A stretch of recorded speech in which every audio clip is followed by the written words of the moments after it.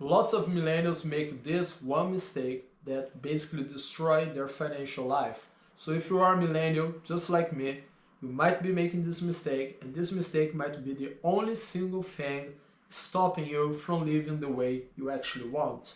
I've realized that culture changes a lot from one country to the other. As a digital nomad, going from country to country, spend 1 month here, another month there, I get to live the culture. I don't only see touristic spots.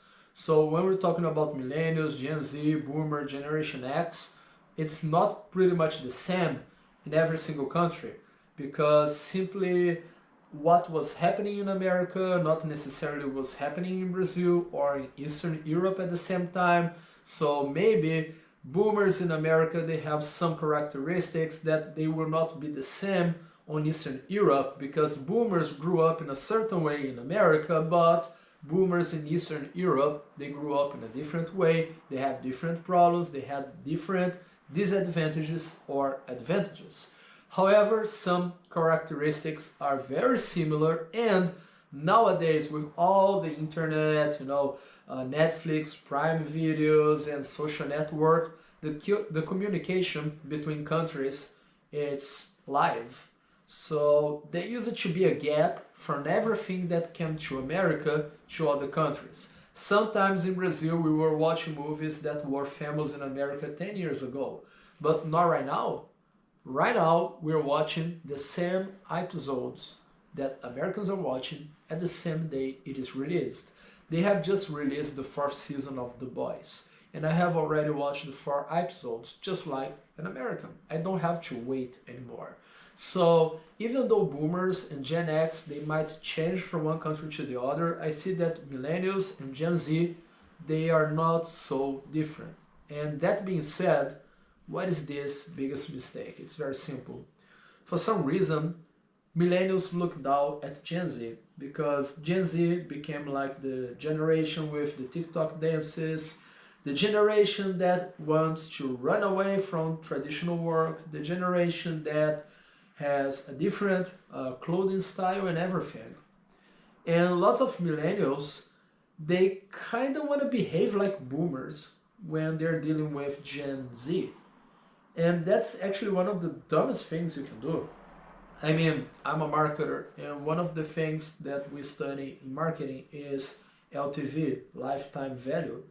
So let's say that you have a certain product and you adapt your entire communication to older people because, I don't know, you think they are going to like your product better. My question is, how many years does this boomer have of life? And also, how many years does he still have where he's still buying things online? Because there is a certain age that you might be alive, but you don't really care about anything. So let's say that you have products that are connected to personal development. And do you really think that a boomer is interested in developing himself? They usually are not. They usually just want to relax and enjoy their retirement. So even if they buy, for how long will they keep buying from you? Maybe 2 or 3 years until they're 75 and they don't no longer care. But what about if you change your communication for Gen Z? What about to start talking to people who are actually 20, 22, 25? For how many years will this guy keep buying from you? So when you reach younger audiences, you have a much higher LTV. He's gonna be your client forever. He might be your client for the next 20, 30, 40 years because he has a lot of time. So I don't know why millennials keep looking down at Gen Z, because I see that our future, it's on them. Nobody becomes successful trying to go old school. You actually become successful embracing what is new. When they came up with electricity, whoever went against electricity lost the battle. Oh, but I preferred how it was before. Yeah, guess what? Electricity is here and it's not gonna change. So you better adapt to electricity. And right now, we are in the digital generation. And why are people still fighting that? I mean, I understand when a boomer doesn't want to learn that, because all that he wants is to retire and stay at home as lazy as he can, eating as much pork belly he can, and just doing nothing. That's who they are.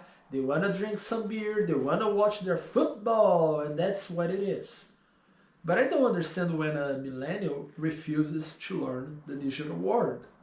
You still have 30 years of working ahead.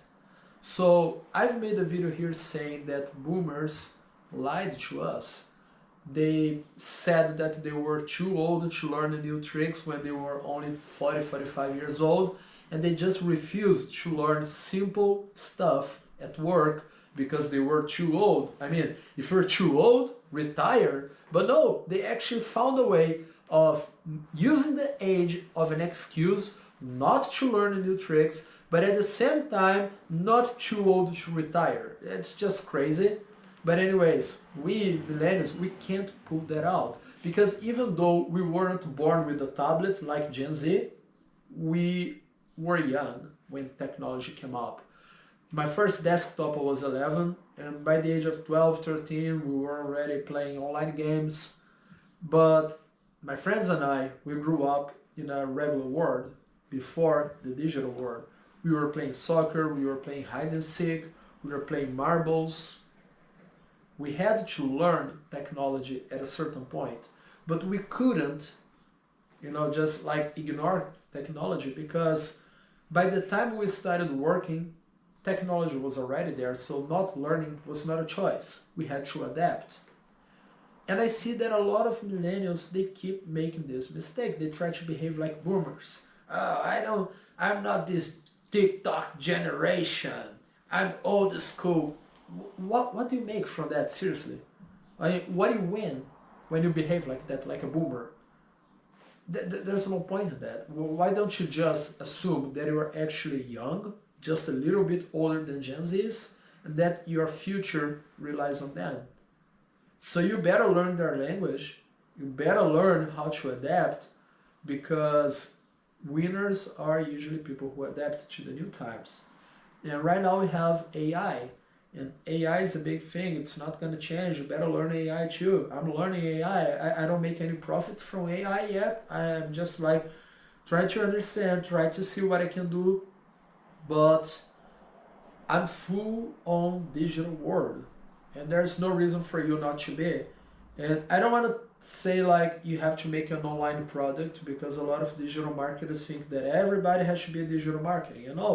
In my marketing agency, my clients, they're not digital marketers. My clients, they have their regular businesses, and they use my digital marketing services to enhance their businesses. And that's what I want from you. It's for you to understand that you can use the digital world to enhance what you do. I don't want you to throw your engineering degree on the garbage. I don't want you to forget that you are an architect, that you're a lawyer, that you're a doctor, and become a full-time digital marketer. No, I'm a full-time digital marketer because I went to marketing college. That's my profession. You don't have to have my profession, but you have to use the digital world, because you already use the digital world to communicate, to socialize, to see what's happening, to study, to buy stuff. So why not using the digital world to make some money? So Gen Z sees that in a very natural way. I mean, sometimes I vlog out there. Right now I'm here in Latvia, and I'm recording from my apartment because it takes a lot of time to go out there and record. So I found it was easier to just record from inside the living room, because it takes me much less time. But sometime you see me vlogging out there again, and the way I see people looking at me, it's very different according to their generations. I mean, boomers, they look at me like, what's happening? Gen X, they usually don't care, they just mind their own businesses. Gen Y, it's weird because they take a look, but it's like a suspicious look. It's like you don't know if they are like enjoying what you're doing, if they are a little bit sarcastic on what you're doing, or if they are even a bit jealous or envious. But when you see Gen Z looking at you vlogging on the street, they usually smile. They actually like what you're doing. And I found out that like being on the internet right now, it's basically what it was should be on TV or being an athlete before. Not like me, I have a very small channel in English. My channel in Portuguese is much bigger, but just by having 6,000 people on TikTok, I see a lot of Gen Z going, wow, you have 6,000 people there, that's incredible. And when I'm talking to millennials, they look at that and most of them don't really understand. I mean, they go like, why? And let me tell you why. As I said, I have a marketing agency and I used to have many more clients. And why don't I have many clients anymore? Very simple. Because as I said, I have a channel for my Brazilian audience. Very similar topic. I have 9,500 followers on YouTube. And I have 11,000 followers on my Instagram. And with only 9,500 in one social network and 11,000 in the other one, I make enough money from that to be here living in Europe. I'm not in a hostel, I'm not doing volunteer work, I'm not staying for free. No, I'm in a fully furnished apartment that I got for myself on Airbnb. It's a decent apartment, it's not fancy or anything, but it's comfortable. It's not a studio, it's full furnished apartment. And I go to the supermarket, I do my groceries, I buy everything I want to eat, I get my deliveries, I go to the gym, I have my leisure. All of that I can cover with the money that I make from 9,500 followers here and 11,000 followers there. So that's how powerful the digital world is. You don't need to be a big time YouTuber to make enough money to live. I have 10,000 people on my channel and I make sales every single day. And once a month, I take my AdSense check from Google because it's incredible how YouTube pays you to promote your business. I would do that for free. Right now I'm doing that for free in English because I'm not getting AdSense yet. And I will keep doing. And I would even pay to show up on YouTube because it's a website that shows me to people interested in what I have to sell. So this is amazing. I would pay for the service and they don't even charge. And also they even pay you for that. This is amazing. So of course I still have my marketing agency. I still make money from there as well and also from YouTube. So that makes me enough money so I can live the way I want and save money every single month. So that's how powerful the internet is, the digital world is. So if you're not using that in your favor, and let me tell you one more thing, all the money that I make from the internet comes from Brazil. It doesn't come from America. So when you're talking about AdSense, it's much lower when you make a video in Portuguese than when you make a video in English. It's like 5 times less that you get per view. And when you make sales, you have to remember that you're not selling to an American who makes $6,000-7,000 a month. You're selling to a Brazilian who makes 2,000-3,000 Brazilian bucks a month, which is like $600, $500. So even having to charge less for my sales, even having to charge less for my marketing consultancies, it's still enough to be in Europe. That is much more expensive than Brazil, with only 9,500 followers here and 11,000 followers there. Imagine how much I would make, well, not how much I would, how much I will make once I have 50K here and 50K there. It's not 5 times more, it's many more times more because it's kind of like winner takes all. You have so much more credibility when you have 50,000. And you have so many more videos that keep making sales every day, so it accumulates. Your new videos show up to more people while your old videos keep being shown. So that's how powerful the internet is. As I said, you don't have to live from YouTube, you don't have to quit your profession to become a digital marketer. You just have to understand how to use that to enhance your credibility. Because if you are an architect and you make content, you can actually get better clients, you can charge more, you can work less and make more money. And that's the way to go. And Gen Z They know that. But if you're a millennial, you're 30 something, and you're still pretending that you don't know about that because you think it's silly to be in front of a camera, because you come up with this old excuse like, isn't TikTok just about doing some dances? No, TikTok's not about doing some dances. You know what? There's people generating solid content on TikTok, educational. There are lots of older people using TikTok, and there's a lot of money being made on TikTok. So if you want to keep lying to yourself that this is a game, TikTok's for teenagers, dancing, if you want to ignore that there are millions of even boomers using TikTok, that's up to you. So if you want to keep trying to be rich on a 9 to 5, having a boss, hey boss, can I go to the bathroom?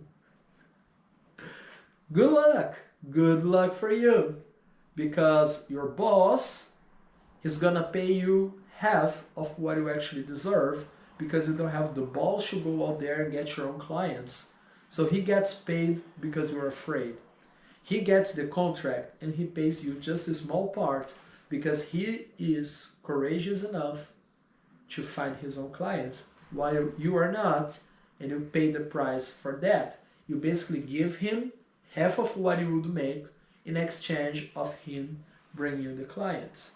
And if you think this is the way to go, you have no freedom, you have to work every single day at the same time, you need to ask permission for the most silly things, and every year they pay less and less. Even if you want to bring me some data saying that, oh, actually nowadays we make more money than 5 years ago, yeah, what about inflation?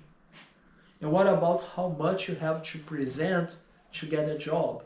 They keep asking more and more and more and more qualification for a paycheck that doesn't buy anything anymore. So if you want to play the game like boomers played in the 70s, but in 2024, what are the chances of winning? If you want to win in 2024, you got to play the 2024 game. So quit behaving like a boomer and embrace your millennial Gen Z identity, because that's what you need to do if you want to have a good life, if you want to make a living, and if you want to be in a long-term successful career on the digital world, because Gen Zs will buy from you for the next decades, and boomers, they have 5-10 years left of living, and they don't really care about the products you have to sell. Your market is made by people your age and younger, not your age and older. I hope you understood the message, and I hope you do something about it.